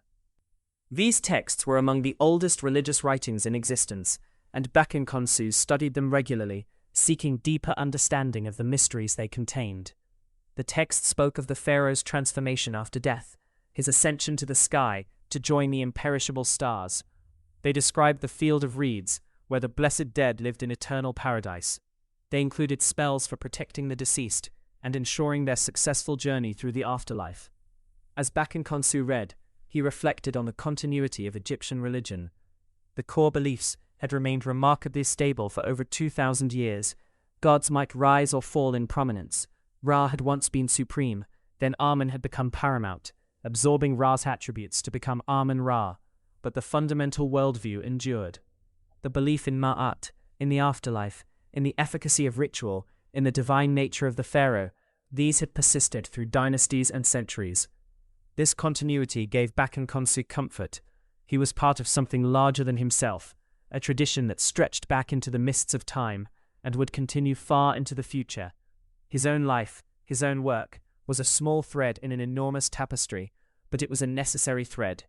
Without the daily devotion of priests like himself, without the constant performance of the rituals, the cosmic order might falter. Let us return once more to Senwosret's village, where the evening was also drawing toward its close. The children had become tired, the excitement of the fish dinner having worn off into drowsiness. Mujamwaya put Neferet to bed first, laying the little girl on her sleeping mat and covering her with a light linen blanket. The nights could be cool, especially at this time of year, and children needed protection from the chill. Senwoset was allowed to stay up a little longer, sitting with his father near the doorway of the house. The village was quiet now, most families having retreated into their homes. A few voices could be heard here and there, neighbors exchanging final words before bed. Dogs barked occasionally in the distance. The night sounds of the countryside, the chirping of crickets, the distant call of a night bird, formed a gentle background chorus. Senwosret looked up at the stars, which were beginning to appear in the darkening sky. The Egyptians were keen astronomers, tracking the movements of the celestial bodies with great precision. The stars were not merely beautiful, they were deeply significant in Egyptian religion and practical life. The most important star was Sirius, which the Egyptians called Sopdet. Its appearance on the horizon just before dawn, after a period of invisibility, coincided with the beginning of the Nile's annual flood. This heliacal rising of Sirius marked the Egyptian New Year and was a crucial event in the agricultural calendar. Other stars were associated with gods and with the souls of the dead. The circumpolar stars, which never set below the horizon, were called the imperishable ones, and were believed to be the spirits of deceased pharaohs and other blessed individuals who had achieved eternal life. "Father," Kamorset asked, "why do the stars not fall down?" It was the kind of question children ask, simple yet profound. Senwosret thought for a moment about how to answer. "The sky is held up by 4 pillars at the corners of the earth," he said, repeating the cosmology he had been taught as a child. "The stars are painted on the sky goddess Nut, who arches over the earth. During the day she swallows Ra, and he travels through her body. At night, he emerges again from between her legs as the newborn sun." This was the Egyptian understanding of the cosmos, the earth flat, the sky an arching body, the sun a god traveling in a boat. To modern minds, it might seem primitive, but it was a coherent system that explained the observable phenomena and provided a framework for understanding humanity's place in the universe. "Will I see the stars when I die?" Kamorset asked, showing the morbid curiosity common to children his age. "If you live a good life, if you honor the gods and speak truth, then yes," Senwosret said. "Your car will travel to the field of reeds, where you will live forever, in joy. You will have abundant food and drink. You will see your family again, and at night you may fly up to the sky and join the stars." This was the Egyptian hope, the promise that made life's hardships bearable, that death was not the end, but a transition to another, better existence. Not everyone would achieve this blessed afterlife. Only those whose hearts were light with Ma'at, who had lived justly and honestly. But for those who succeeded, eternity awaited.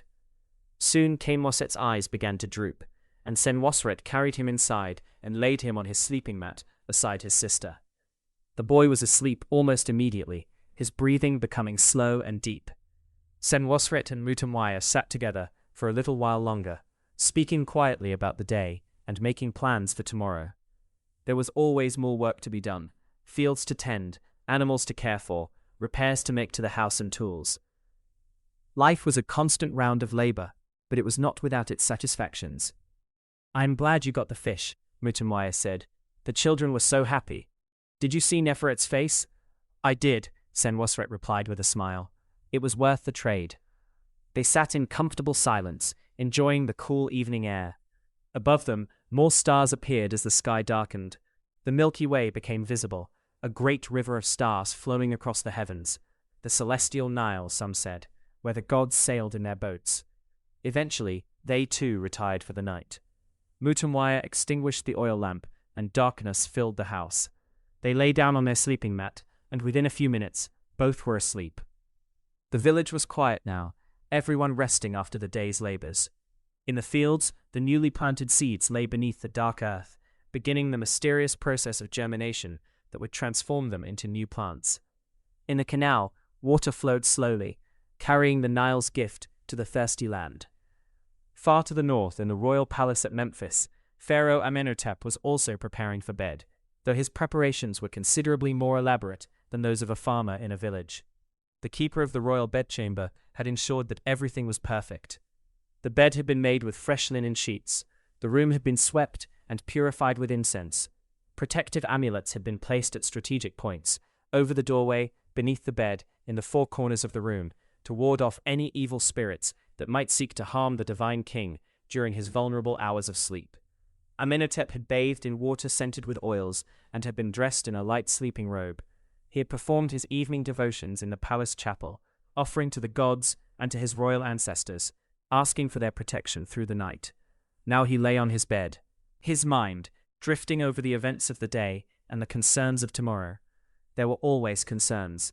The governance of Egypt was a complex undertaking, requiring constant attention to detail, careful balancing of competing interests, and the wisdom to know when to act and when to wait. There were reports from the frontier with Nubia to the south, nothing urgent, but situations that needed monitoring. There were diplomatic communications from the kingdoms of the Near East, Syria, Canaan, and farther east that required responses. There were petitions from nobles and officials seeking favors, appointments, or resolution of disputes. There were temple projects that needed funding and oversight. There were the eternal concerns of ensuring adequate grain supplies, maintaining the irrigation systems, keeping the peace among the various regions and factions within Egypt. Being pharaoh was not merely about wielding power, it was about bearing responsibility. Amenhotep had been raised from birth to accept this burden, but that did not make it light. Sometimes, in moments like this, he envied simpler men like Senwosret, whose concerns extended no further than their own families and fields. But that was a fleeting thought. Amenhotep knew that he was the living Horus, the chosen of the gods, the guarantor of Ma'at for all of Egypt. It was a sacred duty, and he would fulfill it to the best of his ability until the day he joined his ancestors in the west. He closed his eyes and let sleep come, trusting in the protective magic surrounding him, trusting in the gods who watched over Egypt, trusting that Ra would triumph over Apophis in the underworld and rise again at dawn. All across Egypt, from the delta in the north to the first cataract in the south, from the eastern desert to the western desert, people were settling into sleep. Farmers and fishermen, craftsmen and scribes, priests and nobles, children and elders, all entering that mysterious realm where consciousness fades and dreams arise. The Egyptians believed that sleep was a kind of death, and death a kind of sleep. Each night, the Ka left the body and wandered, experiencing dreams that might be messages from the gods or glimpses of the afterlife.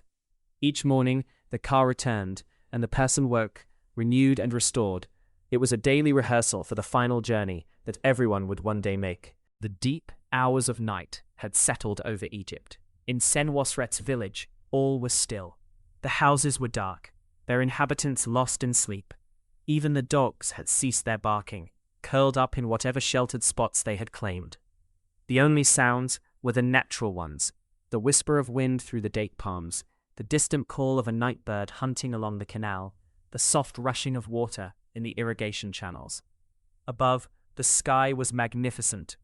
With no artificial lights to dim them, the stars blazed with an intensity difficult to imagine in our modern world.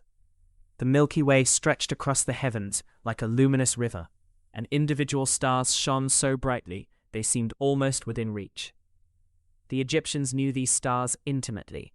They had names for the major constellations and tracked their movements throughout the year with careful precision. In the house where Senwosret slept with his family, all was peaceful, but peace is not the same as emptiness. In the Egyptian worldview, sleep was a time of great activity, not for the body, which rested, but for the Ka, the spiritual essence that could separate from the physical form and wander. Senwosret was dreaming. In his dream he walked through his fields, but they were transformed, more lush and green than any fields in the waking world. The grain grew impossibly tall, each stalk heavy with seeds. The irrigation channels ran with water so clear and pure, it seemed to glow with its own light. The sun shone warm but not harsh, and a gentle breeze kept him perfectly comfortable. This was the Field of Reeds, the Egyptian paradise, though Senwosret did not consciously realize he was dreaming of the afterlife. He simply felt an overwhelming sense of joy and contentment. His father was there, though his father had died 3 years earlier. They worked side by side, as they had when Senwosret was a boy, and his father smiled at him with pride. Dreams were important to the Egyptians. They believed that dreams were messages, from the gods, from the dead, or from a person's own Ba, the personality soul that survived death. Some dreams were prophetic, offering glimpses of the future. Others were warnings or guidance. Still others were simply the Ka's wandering through the spiritual realms that coexisted with the physical world. There were even dream interpretation manuals written on papyrus, cataloguing common dream symbols and their meanings. To dream of drinking warm beer meant suffering would come. To dream of seeing one's face in a mirror meant a new wife or husband. To dream of diving into the Nile meant purification from evil. To dream of the moon shining meant forgiveness from the gods. Professional dream interpreters could be consulted, usually priests with special training in oneiromancy, the art of divination through dreams. But ordinary people also developed their own understanding of dream symbolism based on cultural knowledge and personal experience. Mutamwia, sleeping beside her husband, was also dreaming. Her dream was different, more domestic. She was baking bread, but the bread kept multiplying. No matter how many loaves she removed from the oven, more appeared. At first, this pleased her, abundance, plenty for her family, but gradually she began to feel overwhelmed. There was too much bread, more than she could possibly use or give away. The loaves began to pile up, filling the courtyard, threatening to bury her house. She stirred in her sleep, making a small sound of distress. Senwosret, half waking, reached out and touched her shoulder gently, and she quieted, the dream shifting into something else, something less anxious. In the children's corner of the room, Kayamwaset and Neferet slept the deep, untroubled sleep of childhood. Their dreams, if they had any, were simple and fleeting, images of play, of animals, of the small concerns and joys that filled their days. Children occupied a special place in Egyptian society. They were cherished and indulged, but they were also expected to be useful, to contribute to the household according to their abilities. Childhood was not, as in some later cultures, a completely separate stage of life, but rather an apprenticeship for adulthood. Kayemwaset was already learning to be a farmer, absorbing through observation and participation the skills and knowledge he would need. Neferet was learning to be a wife and mother, watching her own mother's work and gradually taking on small tasks of her own. In a few more years, both would be fully capable of adult work, though legally and socially they would not be considered adults until marriage. Education for most Egyptian children was practical and informal. Only the children of the elite, or exceptional children like Amenemope, the scribe student, received formal schooling. But this did not mean that common children were uneducated. They learned the skills they needed for their station in life, and they learned them thoroughly. They also learned the stories, the myths and legends that explained how the world came to be and how it operated. Every child knew about Osiris and Isis, about Ra's journey across the sky, about the creation of the world from the primordial waters of Nun, about the great battle between Horus and Set. These stories were told and retold, slightly different with each telling, but always carrying the same essential truths about the nature of reality and proper behavior. While Senwosret's family slept, let us turn our attention to those who remained awake during these dark hours. At the temple of Amun-Ra, guards patrolled the outer courtyards and walls. These were not ordinary guards, but temple servants, men who had taken on this responsibility as part of their service to the god. They carried torches to light their way, and they walked prescribed rites, checking gates and doors, ensuring that no unauthorized person had entered the sacred precincts. The night watch was lonely work, but it was important. Temples were wealthy institutions, filled with valuable objects, gold and silver offerings, fine fabrics, precious stones, stores of grain and other goods. They were also sacred spaces that needed protection from spiritual as well as physical threats. The guards were not just protecting property, they were safeguarding the house of the god. One of the guards, a man named Seneb, paused in his rounds to look up at the stars. He was tired. It was well past midnight, and he had been walking for hours, but he found the night sky beautiful and comforting. He identified the constellations he knew: Mesketiu, the thigh, which later civilizations would call the Big Dipper; Sa, associated with Osiris, which we know as Orion's belt; Supdet, Sirius, which would soon begin its annual disappearance below the horizon, before returning to herald the new year and the flood. The stars were eternal, unchanging. Dynasties rose and fell, pharaohs lived and died, but the stars remained.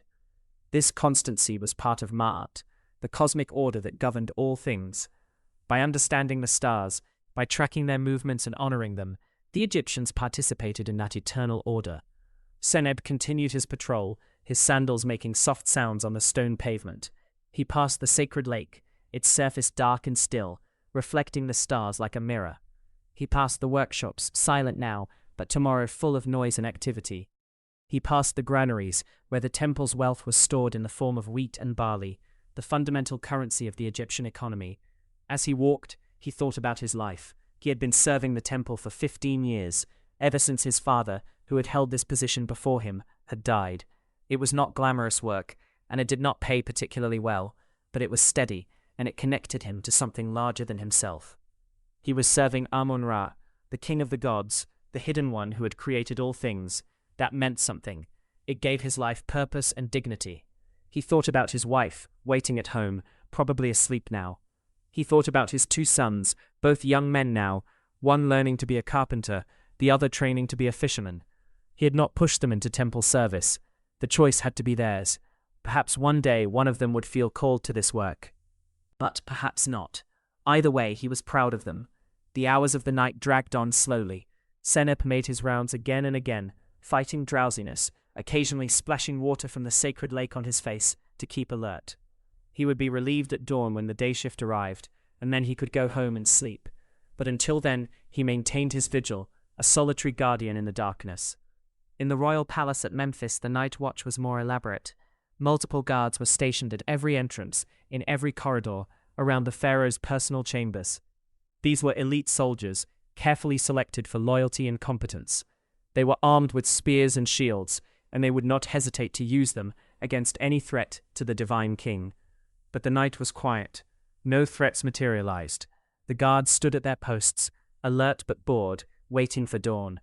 In his bedchamber, Pharaoh Amenhotep slept fitfully. He too was dreaming, but his dreams were more complex and troubling than those of a simple farmer. He dreamed of standing before a vast assembly of gods, being questioned about his stewardship of Egypt. Had he maintained Ma'at? Had he been just in his judgments? Had he honored the gods properly? The gods in his dream did not speak with words, but communicated through symbols and feelings. He felt their scrutiny, their assessment of his worthiness. He felt the weight of his office, pressing down on him like a physical burden. Then the dream shifted, as dreams do.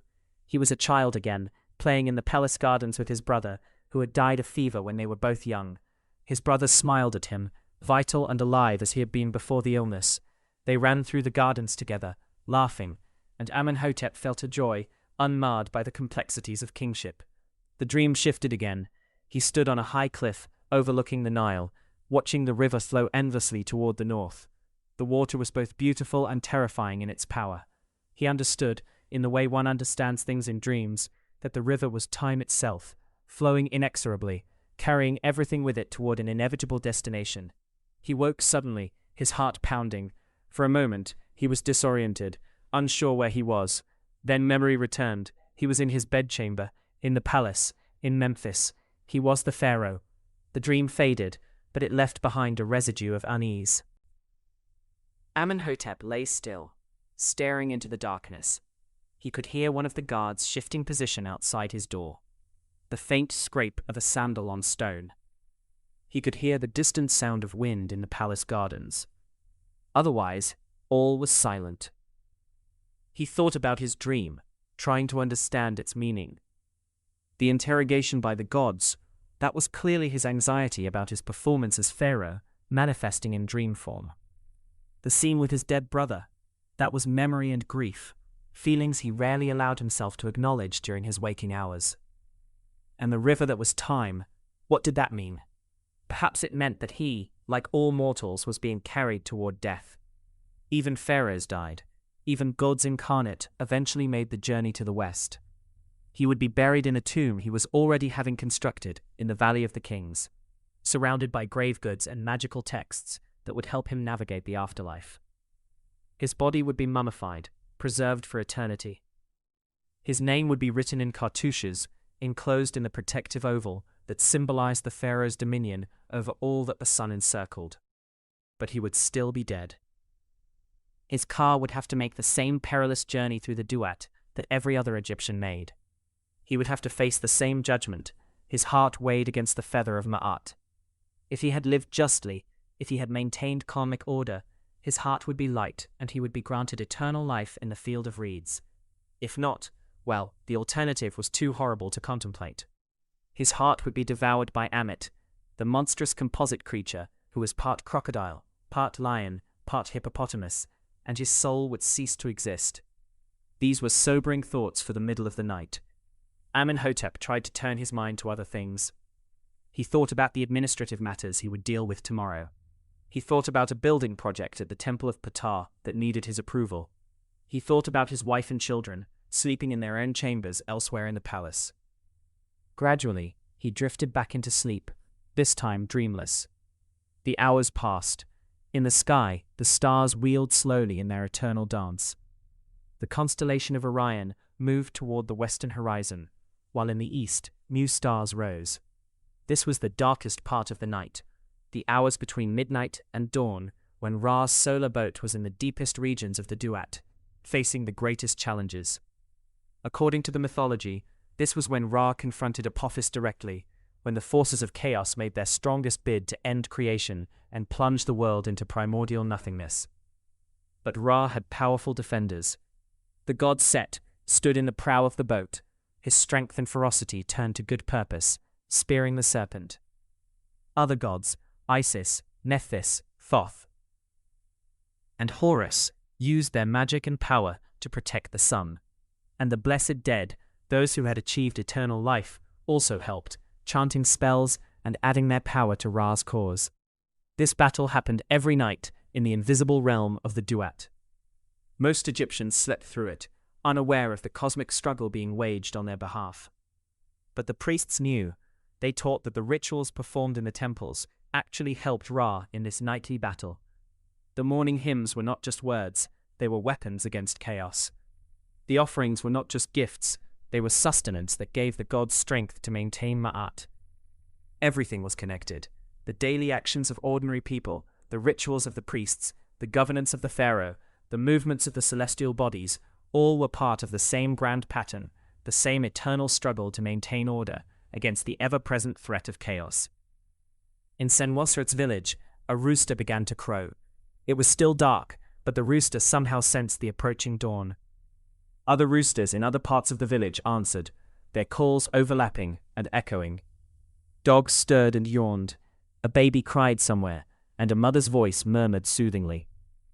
Senwosret woke slowly. For a moment, he lay still, enjoying the last vestiges of sleep, trying to hold on to his dream of the field of reeds and his father's smile. But the dream dissolved, as dreams always do, leaving only a faint impression of happiness. He rose carefully, trying not to wake Mutamwia and the children. He stepped outside into the pre-dawn darkness. The air was cool and fresh, with that particular quality of silence that comes just before sunrise.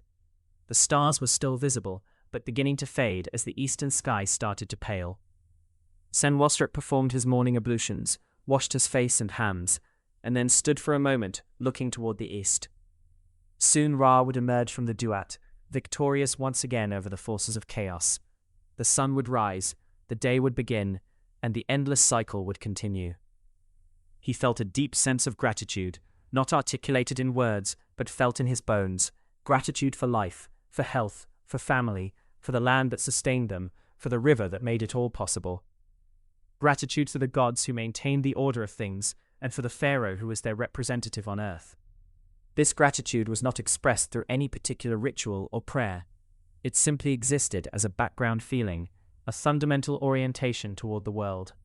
This was what it meant to live in accordance with Ma'at, to recognize one's place in the great pattern, to fulfill one's role with diligence and honesty, to be grateful for what one had, rather than resentful of what one lacked.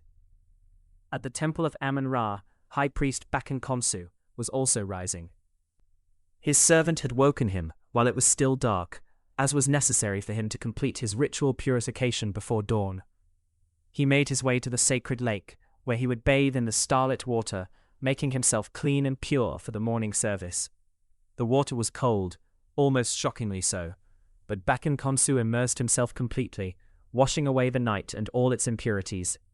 He emerged shivering, and his servant wrapped him in clean linen towels. Back in his quarters, he shaved his head and body with careful precision, dressed in fresh white linen, and prepared himself mentally and spiritually for the ritual he was about to perform. This morning service, which he had performed thousands of times, never became routine. Each time, he approached it with the same reverence and attention.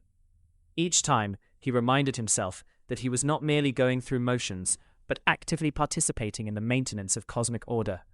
His actions mattered, his words had power. He was serving not just a statue, but a living God whose continued favor was essential for Egypt's survival. As the first hint of light appeared in the eastern sky, Bakan Khonsu made his way to the sanctuary. Junior priests walked ahead of him, chanting hymns, their voices echoing through the stone corridors. The ceremony of opening the mouth was about to begin again. In the royal palace, servants were also preparing for the pharaoh's awakening. The overseer of the royal bedchamber ensured that everything was ready. Warm water for washing, fresh clothes, the day's schedule written on a papyrus scroll for the pharaoh's review. Outside the bedchamber, officials and courtiers were already gathering, waiting for their chance to see the divine king and present their petitions or reports. Being pharaoh meant never being alone, never having a truly private moment except in sleep. From the moment Amenhotep woke until the moment he returned to bed, he would be surrounded by people, servants, officials, priests, guards, scribes.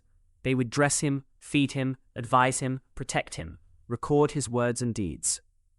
He would make decisions that affected millions of people, that would shape the course of Egyptian history. It was a heavy burden, but it was also a sacred duty, one he had been born to fulfill. He was the living Horus, the son of Ra, the guarantor of Ma'at. Without him or someone like him, Egypt would fall into chaos. This was what he had been taught from childhood, and he believed it absolutely. The sky in the east was definitely lighter now, shifting from black to deep blue to violet. Stars began to disappear, overwhelmed by the approaching sun. On the eastern horizon, a thin line of gold appeared, growing brighter with each passing moment. In fields all across Egypt, farmers were rising and preparing for another day of work. In workshops, craftsmen were stirring, thinking about the projects that awaited them. In temples, priests were preparing for morning rituals. In homes, women were waking children, starting fires, beginning to prepare the day's first meal. It was the same scene that had played out yesterday and the day before that, and for thousands of years before that. It was the same scene that would play out tomorrow and the day after, and for thousands of years to come. This was the rhythm of Egyptian life, as regular and reliable as the flooding of the Nile, as unchanging as the stars. Individual lives came and went. Senwosret would die, as would Mutemwea and Bakinkonsu and Pharaoh Amenhotep. The children playing in the villages today would grow old and be replaced by their children, who would in turn be replaced by theirs. But Egypt itself, the civilization, the culture, the way of life, that would endure, or so the Egyptians believed. They could not imagine a time when their civilization would not exist. They could not conceive that one day, thousands of years in their future, people would study their ruins and try to reconstruct their lives, would decipher their writing and read their texts, would marvel at their achievements and puzzle over their beliefs. To Senwosret, as he stood outside his house, watching the eastern sky grow light, there was no past and no future in that grand sense. There was only the present moment and the endless cycle of days, seasons, and years. There was the work to be done, the family to care for, the gods to honor. The sun broke over the horizon, and the world was transformed. Darkness fled before the light. The eastern sky blazed with colors, gold and orange and red. The river caught the light and seemed to become liquid fire. The fields, the palm trees, the mud brick houses, everything was illuminated, made beautiful by the dawn. Ra had emerged from the Duat. He had defeated Apophis once again. The solar bark was beginning its daily journey across the sky.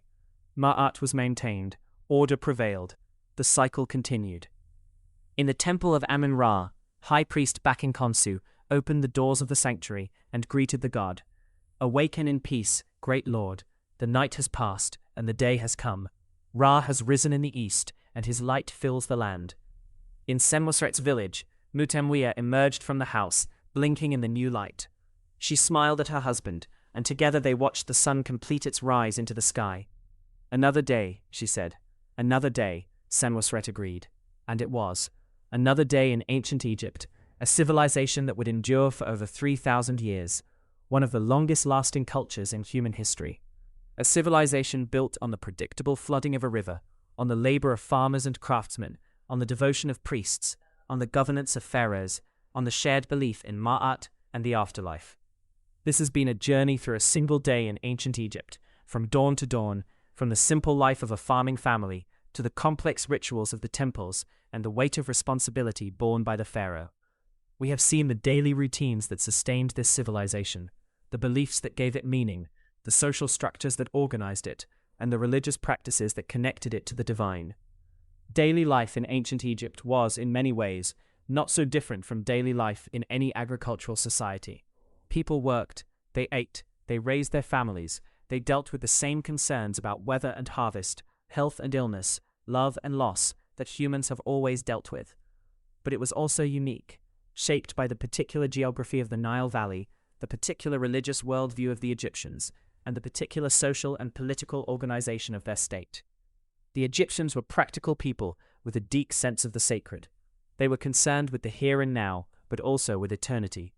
They built monuments that were meant to last forever, but they also appreciated the simple pleasures of daily life: good food, cool water, the laughter of children, the beauty of a sunset. They believed in order, in justice, in truth, in ma'at.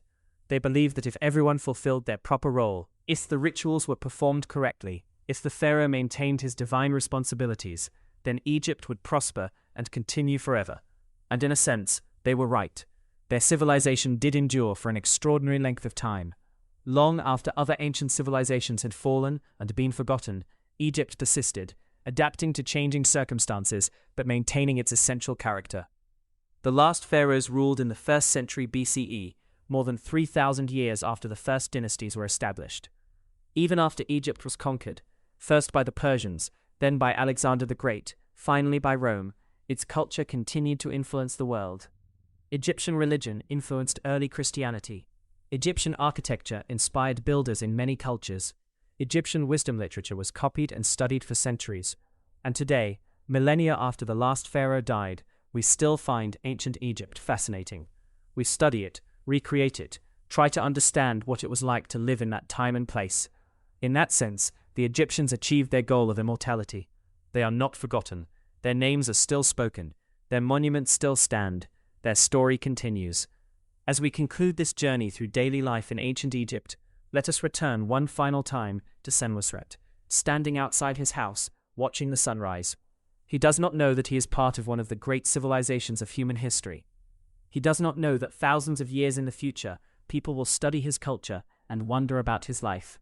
He knows only that he is a farmer, that he has work to do, that he has a family to feed, and gods to honor. And that is enough. That is everything. The sun continues to rise, climbing higher into the sky. The day stretches ahead, full of work and possibility. And tomorrow, the sun will rise again, and the day after that, and the day after that, in an endless cycle that seems, to those living within it, like it will go on forever. This is the story of daily life in ancient Egypt, a story of ordinary people living extraordinary lives, connected to their past and their future, to their gods and their land, to the great river that was their source of life.